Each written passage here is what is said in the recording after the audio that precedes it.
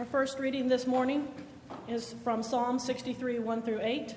The psalmist expresses complete trust and confidence in God. O God, you are my God.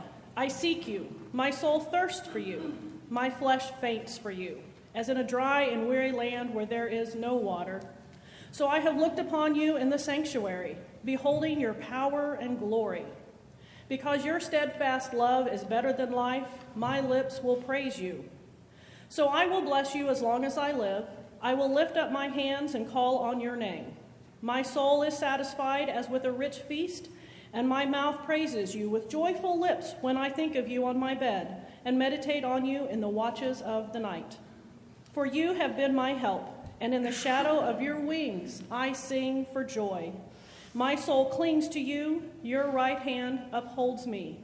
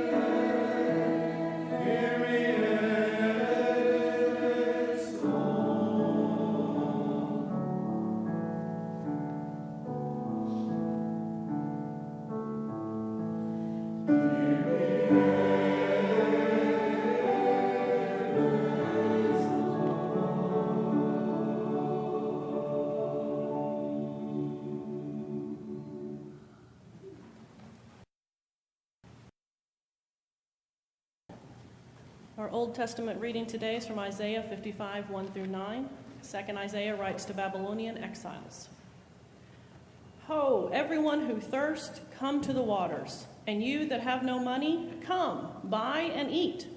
Come buy wine and milk with money and without price.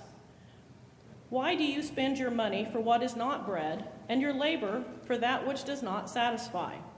Listen carefully to me, and eat what is good, and delight yourselves in rich food. Incline your ear and come to me. Listen, so that you may live. I will make with you an everlasting covenant, my steadfast, sure love for David. See, I made him a witness to the peoples, a leader and a commander for the peoples. See, you shall call nations that you do not know, and nations that you do not know shall run to you, because of the Lord your God, the Holy One of Israel, for he has glorified you. Seek the Lord while he may be found. Call upon him while he is near. Let the wicked forsake their way, and the unrighteous their thoughts. Let them return to the Lord, that he may have mercy on them, and to our God, for he will abundantly pardon. For my thoughts are not your thoughts, nor are your ways my ways, says the Lord. For as the heavens are higher than the earth, so are my ways higher than your ways, and my thoughts than your thoughts.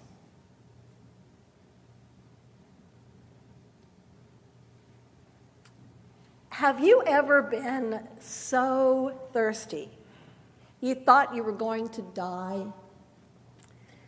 You can die from thirst, you know. A large percentage of your body is water.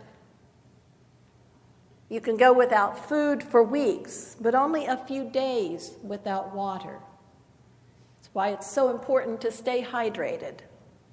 Medical experts tell us that by the time we feel thirsty, we are already in the early stages of dehydration. The classic example of thirst is a mental picture of someone out in the desert, crawling through the hot sand, dying of thirst. Beer and soft drink companies have used it in commercials for decades. That may be how we feel as we near the halfway point in our Lenten journey. This Thursday is day 20 of our 40 days. At this low point in Lent, we might view today's scriptures about water as an oasis.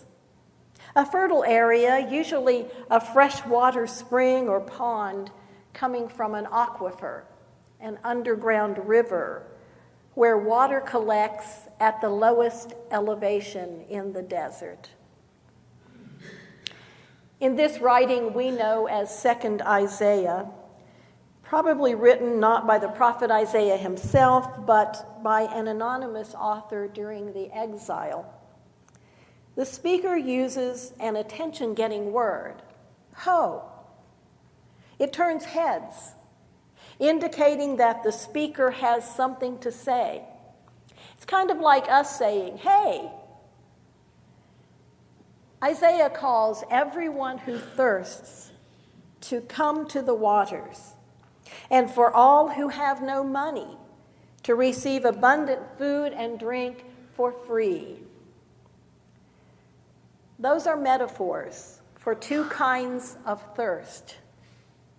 That which has a name, where you know what you want, but you haven't got it or can't have it. For example, you might be dying for a tall, cold one, but you have gout, so forget it. And the second is the kind of thirst that has no name, a thirst that rests deep in your soul. You might search a long time to identify that longing, only to find that, like the rock band U2, you still haven't found what you're looking for. 2nd Isaiah addresses those two kinds of thirsts and the difference between them. During a long exile in Babylon, Israel experienced that first kind of thirst, longing only to go home. They had witnessed the fall of Judah and Jerusalem in 587 BCE. In a strange land, they felt alienated from their God and on the edge of despair. Some may have had trouble believing they would ever go home. And others who were born during the exile may have adapted to Babylonian culture and had no desire to go. For the Israelites, the commodity that was in shortest supply was hope. There even may have been doubts about the very existence of God. Into this bleak spiritual wilderness comes Isaiah's powerful message of hope and optimism. In this passage, the reference to waters, in the first instance, alludes to the waters of Jerusalem, the waters of Zion, for which the homesick Israelites longed. For those who had drunk deeply from the waters of deportation and exile, this would have been a welcome invitation. The only requirement was that their need must be recognized and their thirst acknowledged. But when they did return to the promised land, they found that going home wasn't all they were thirsty for. This second kind of thirst is also addressed by the psalmist, who expresses his spiritual longing. "O God, you are my God. I seek you. My soul thirsts for you. My flesh faints for you, as in a dry and weary land where there is no water." For the psalmist, far away from the temple, God's steadfast love is better than life itself. In Isaiah, there is more than just material provision at stake. The people are called to listen so that they may live. The writer reminds them of God's everlasting covenant made with David, on which the exile cast doubt. That covenant is now transferred to the people. And just as David has been a witness and a leader, this new generation will likewise be to all the nations. He calls them to seek the Lord and to call upon him. Both scriptures today reflect the overall themes of Lent. Lent is an invitation to thirst. And as we continue on this journey with Jesus, we resonate with the psalmist who thirsts after God, who desires not the things of this world, but invites us to recenter our thoughts on the things of God. What we are really longing for is something that none of us can name or even understand. To the exiles who find deliverance hard to believe, and to us when we question whether God really can do anything new, the good news is clear. For as the heavens are higher than the earth, so are my ways higher than your ways, and my thoughts higher than your thoughts, says the Lord. One writer called that the gospel according to Isaiah. Why should we be surprised to find that God's thoughts and ways are higher than ours?